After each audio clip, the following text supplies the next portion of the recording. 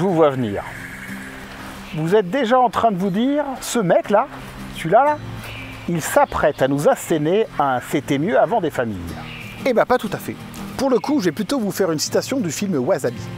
Avec le temps, les souvenirs ne deviennent-ils pas tous bons? Je vous parle dans mes vidéos d'une époque qui tire tout doucement sur ses 40 ans. Alors le monde a évolué, le jeu de rôle aussi, évidemment. Je m'en plains pas, hein.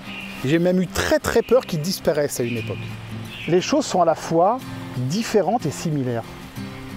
En 2024, il y a des rôlistes qui s'amusent avec un jeu de rôle qui s'appelle Dungeon Crawl classique. Qui aurait cru ça? Les jeux ont évolué et les livres dont vous êtes le héros, ça n'est plus la star des têtes d'angle. La fantasy est devenue commune, la SF banale. On essaie de nous convaincre à coups d'effets spéciaux, pardon, de CGI, que les nanars décérébrés du cerveau qu'on nous inflige méritent d'être vus. Ce que j'essaie de vous raconter là avec mes mots, mes anecdotes de boomer accro à la nostalgie, c'est pas que mon époque était meilleure que l'actuelle, mais qu'elle restera à mes yeux irremplaçable. Les livres dont vous êtes le héros, c'est ça, c'est ces petits bouquins. Et à l'époque, c'est un véritable raz-de-marée. Ça se vend comme des petits pains, et ça se fait dévorer par tous les petits garçons d'une façon que vos rétines réprouvent.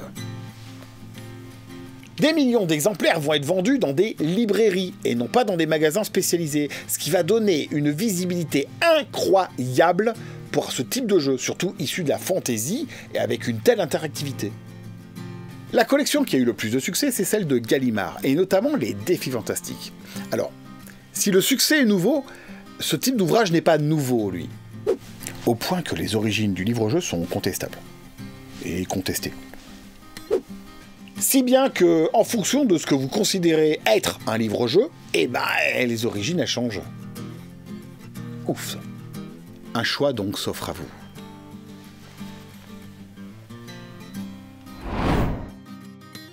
Si vous pensez qu'un livre avec plusieurs parcours narratifs est déjà un livre-jeu, rendez-vous en 3. Si vous pensez qu'il doit être écrit à la deuxième personne du pluriel pour être un véritable livre-jeu, allez en 4. Si vous pensez que si vous ne lancez pas de dés pour résoudre un combat, ce n'est pas vraiment un livre dont vous êtes le héros, rendez-vous en 5.